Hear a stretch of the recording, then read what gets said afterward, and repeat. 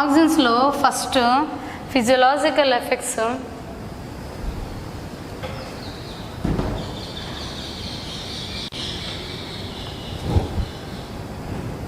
Stem cuttings. Suppose కొన్ని ప్లాంట్స్లో మనం ఏం చేస్తామో స్టెమ్స్ కట్ చేసి వాటిని పెడితే ఆ స్టెమ్ కటింగ్స్ నుంచి న్యూ ప్లాంట్స్ వస్తాయి.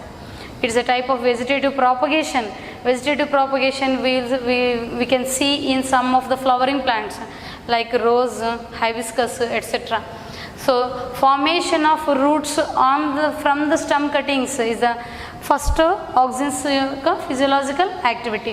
ఎప్పుడైతే మొక్కల కాండాలు ఉన్నాయి, కాండ ఛేదాల నుంచి కొత్త వేర్లు ఏర్పడడానికి ఉపయోగిస్తుంది. ఇంకా ఫ్లవరింగ్కి ఉపయోగపడుతుంది. ఇంకా ఎపికల్ డామినెన్స్ అంటే ఏంటంటే ఆక్సిన్స్ స్టెమ్ టిప్లో ఏర్పడినప్పుడు అది డామినెంట్గా ఉంటుంది, అంటే పార్శ్వ శాఖలను నిరోధిస్తుంది. పార్శ్వ శాఖలు అంటే లేటరల్ బ్రాంచెస్ అనేవి డెవలప్ అవ్వవు. ఎప్పుడైతే ఆ స్టెమ్ టిప్ని కట్ చేస్తారో అప్పుడు కట్ చేస్తే ఆ ఎపికల్ డామినెన్స్ అనేది తొలగిపోతుంది. అగ్రాధిక్యత అంటాం తెలుగులో మనం. అగ్రాధిక్యత తొలగిపోతుంది. అప్పుడు ఏమవుతాయి? లేటరల్ బ్రాంచెస్ పెరుగుతాయి. వీటిని గార్డెనర్స్, తోటమాలీలు ఈ టీ ప్లాంటేషన్లో ఉపయోగిస్తాం. తేయాకు తోటలో టిప్స్ కట్ చేస్తే ఏమవుతుంది? గుబురుగా పెరుగుతుంది. అలాగే మన గార్డెన్స్లో మొక్కలను పెంచినప్పుడు కొన్ని మొక్కలు గుబురుగా రావడానికి తోటమాలీలు ఏం చేస్తారు? టిప్స్ని కట్ చేస్తారు. అప్పుడు మొక్క గుబురుగా బుషీగా ఏర్పడుతుంది. ఇది గులాబీ మొక్కలు కానీ వీటన్నిటిలో దీన్ని ఎపికల్ డామినెన్స్ అంటారు. So apical dominance. 4 ఫోటోట్రాపిజం అంటే ఏంటంటే చీకట్లో సపోజ్ మీరు ఒక వారం రోజులు ఊరెళ్ళారనుకోండి, మీ దగ్గర మొక్కలు ఉన్నాయనుకుందాం, అవన్నీ ఇంట్లో పెట్టేశారు, తిరిగి వచ్చే వరకు ఏమవుతాయి? మొక్కలు చనిపోతాయి. అప్పుడు ఏదైనా కిటికీ నుంచి కానీ ఒకవైపు నుంచి లైటింగ్ వస్తుంది అనుకోండి, ఆ కిటికీ దగ్గర కానీ ఎక్కడైతే వెలుతురు పడుతుందో అక్కడ కనుక ఆ కుండీలన్నీ పెట్టి అరేంజ్ చేసి కనుక ఆ వెలుతురు పడే ప్లేస్ దగ్గర అరేంజ్ చేసి వెళ్ళారనుకోండి, తర్వాత ఏమవుతుందంటే కొన్ని రోజుల తర్వాత మొక్కలు ఆ కాండాలు they tend to move towards light. Stem bends towards light, that is called phototropism. Stem tips bend towards light. ఎక్కడైతే లైట్ ఆ కిటికీల్లోంచి ఆ సన్న సందుల్లోంచో బయటికి మొక్కలు రావడం మీరు గమనిస్తారు. మనందరం కూడా చిన్నగా సింపుల్ ప్రాసెస్ ఇవి ఇంట్లో చేయొచ్చు, ఎక్స్పెరిమెంట్స్. దాన్ని ఫోటోట్రాపిజం అంటారు.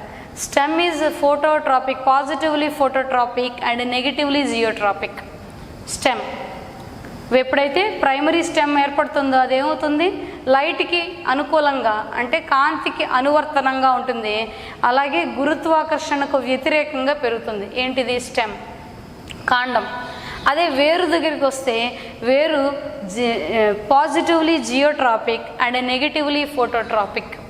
This we can experiment, it can be done in dark room. ఒక చీకటి గదిలో ఈ మొక్కను పెట్టి ఒకవైపు యూనిలేటరల్ లైట్, ఒకవైపు మాత్రమే లైట్ ప్రసరించేటట్టు చేస్తే మనం ఇది ఫోటోట్రాపిజం అనేది మనం అబ్జర్వ్ చేయొచ్చు. Stem is positively phototropic and negatively geotropic, as well as root is positively geotropic and negatively phototropic. వేరు అనేది గురుత్వాకర్షణకు అనుకూలంగా ఉంటుంది, కాంతికి వ్యతిరేకంగా ఉంటుంది. అదే కాండము కాంతికి అనువర్తనంగా ఉంటుంది, గురుత్వాకర్షణకు వ్యతిరేకంగా పెరుగుతుంది. అది ఫోటోట్రాపిజం. తర్వాత ఏమో ఎపికల్ డామినెన్స్, ఫోటోట్రాపిజం.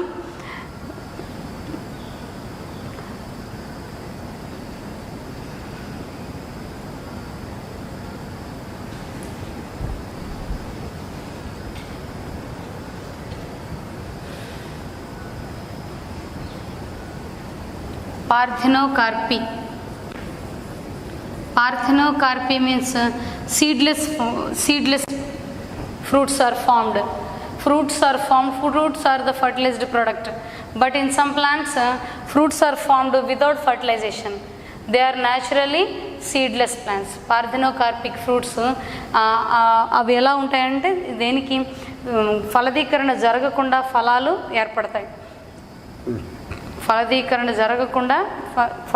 ఏర్పడతాయి. అవి నార్మల్గా ఎలా ఉంటాయి? సీడ్లెస్, విత్తన రహిత ఫలాలు ఏర్పడతాయి. తర్వాత 2,4-D 2,4 డైక్లోరోఫినాక్సీ ఎసిటిక్ యాసిడ్ మనం సింథటిక్ ఆక్సిజన్ అని చెప్పుకున్నాం, కృత్రిమ ఆక్సిజన్లు. ఇది దేనికి ఉపయోగపడుతుంది? హెర్బిసైడ్కి ఉపయోగపడుతుంది. తోటమాలీలు కలుపు మొక్కల రహిత మైదానాలు ఏర్పాటు చేయడానికి 2,4-Dని ఉపయోగిస్తారు. 2,4 డైక్లోరోఫినాక్సీ ఎసిటిక్ యాసిడ్ దేనికి ఉపయోగపడుతుంది? కలుపు మొక్కల నివారణగా, హెర్బిసైడ్గా ఉపయోగపడుతుంది. Next differentiation, xylem differentiation. Xylem ఏర్పడడానికి, జైలం అంటే దారువు నాళాలు, దారు కణాలు, దారువులు ఏర్పడడానికి ఆక్సిజన్స్ అవసరం. సో ఆక్సిజన్స్ దేనిలో ఉపయోగపడతాయి? జైలం యొక్క డిఫరెన్షియేషన్, విభేదనం చెంది జైలం ఏర్పడడానికి, దారు నాళాలు ఏర్పడడానికి ఉపయోగపడతాయి. ఇవన్నీ కూడా ఆక్సిజన్స్ యొక్క ఫిజియోలాజికల్ ఎఫెక్ట్స్.